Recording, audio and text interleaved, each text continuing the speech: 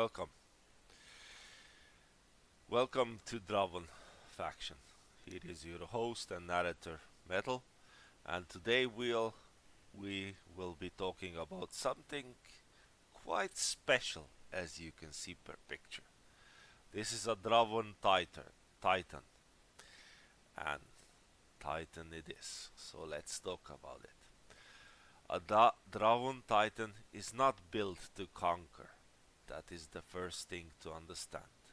From the outside, the mistake is easy to make.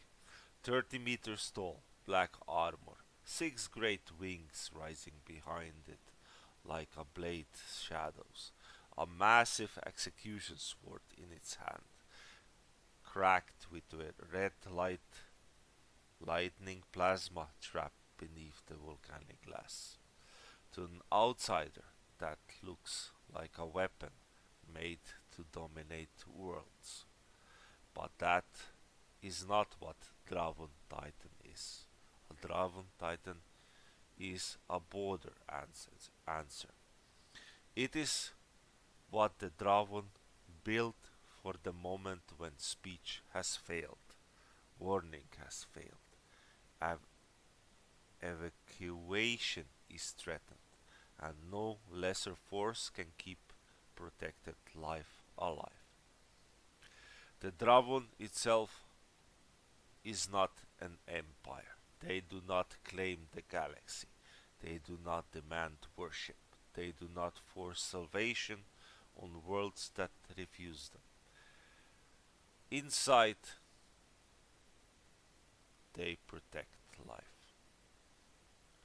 The galaxy remains the galaxy. Broken, violent, starving, arrogant, holy, mad, beautiful, and cruel. But the Dravorn border, there is no debate. That is where the Titan stands. There are only 100 Dravorn Titans. 90 stand along the border as eternal watchers. 10 remain as the Warden Core, held back for the deepest defense of the hidden crucible system. That number matters. These are not mass-produced war machines. They are not parade idols. They are not conquest engines. A civilization that can build something like this, but chooses to build only 100, it says one thing clearly. We have the power to end worlds, but we choose restraint instead. That restraint is the real design philosophy of the Titan. A Dravorn Titan is not a vehicle with a crew inside it. It is a perfect warform built from AETERNUS-scale logic. It has internal nullifiers architecture, gravitational stabilization, adaptive nanostructure, and ASI-assisted battlefield judgment. The simple version of this, it does not move like a machine waiting for orders. It moves like a living consequence. It is bound to Dravorn identity, Dravorn restraint, and responsibility. It is not a slave machine. It is not a god machine. It is not a shrine with legs. It is a guardian body for the final moment when protection must become violence. And even then, violence is not the first answer. The Dravorn military principle is simple. Heal first, erase last. That principle is built into the Titan. Its nullifier systems are not just weapons. The Nullifier is a sanctuary defense and restoration system. It can suppress aggression, stabilize protected zones, shield civilians, contain corruption, and help recover what can still be recovered. The Gilded Null is different. That is the terminal effect. It unmakes tainted matter. pure tyrannid biomass, demonic contamination, or irrecoverable threats when healing is no longer possible. So when someone looks at the Dravorn Titan and says that thing is overpowered, they are missing the actual point. The horror itself is not the Titan can erase. The horror itself is the Titan waited until erasure was the least terrible remaining answer. That is why Titan is frightening. Its restraint makes it even worse. A weaker power threatens early because it needs fear. It broadcasts, boasts, postures, and demands submission. A Dravorn Titan does not do that. It does not speak, it does not posture, it does not threaten. It stands with its swords and rests. That is the warning. If it raises the sword, that is the judgment. If the blade ignites, negotiations are over. The Titan sword is not ceremonial. It is a blade, execution blade, with a red fissure burning through beneath its surface. It is not drawn for honor. It is not drawn for glory. It is drawn when leaving the threat alive would cost more innocent lives than ending it. Then there are the wings which you see on the picture. Each Titan has 6 great wings, and they are not decoration as you might think. They are integrated weapon systems, sealed structure, and nullified projectors.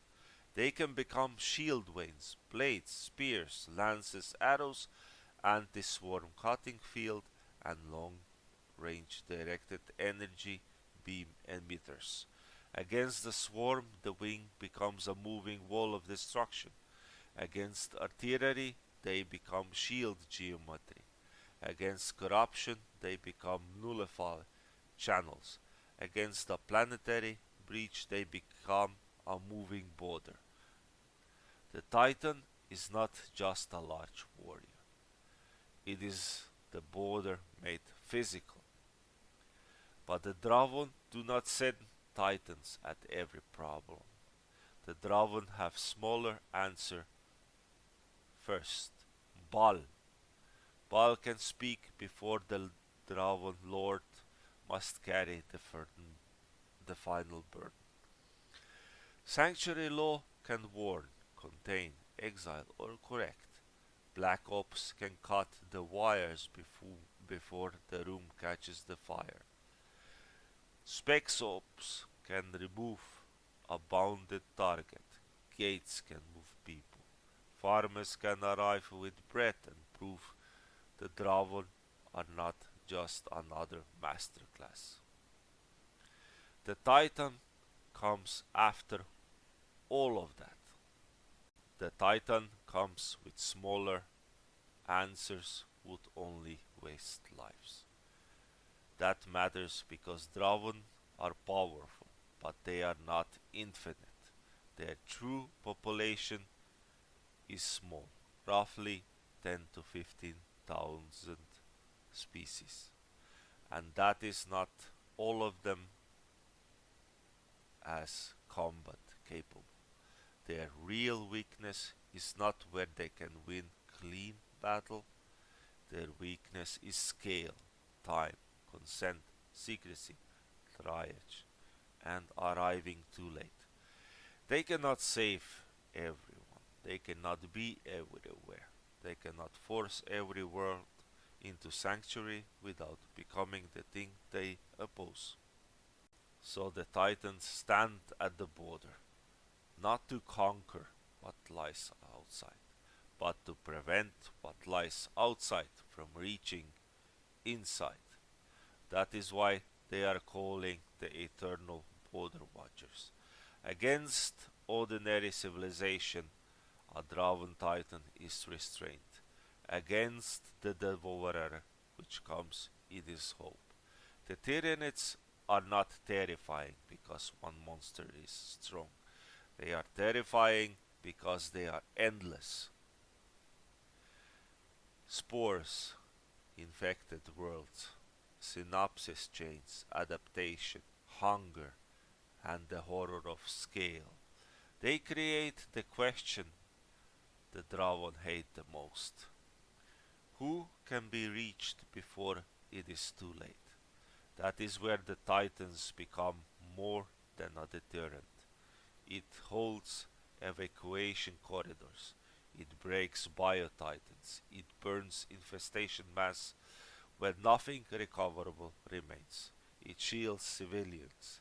It executes corrupted god machines. It stands between the swarm and the living enough for someone else to escape. It cannot save the entire galaxy alone. That is exactly why it matters. A Dravorn Titan is not soul of the Dravorn civilization. The farms, the villages, the children laughing after fear, the freed servants eating without debt, the old soldiers learning how to lower his weapon, the farmer arguing about soul instead of obedience. The Titan exists so the life can continue behind it. It is not worshipped. It is not celebrated as glory or remembered as a terrible mercy. A Dravorn Titan does not seek war. It ensures those who start war do not reach the Dravorn. It is not a monument. It is a watcher. It is not a threat. It is the final warning before the consequences become physical. And in Dravorn border doctrine, one sentence explains everything. The joke has died. The border is not a suggestion. I hope you enjoy this presentation of the Titan, which I made up. I hope you like the concept, the idea, and I will be introducing other stuff as well. See ya till next time.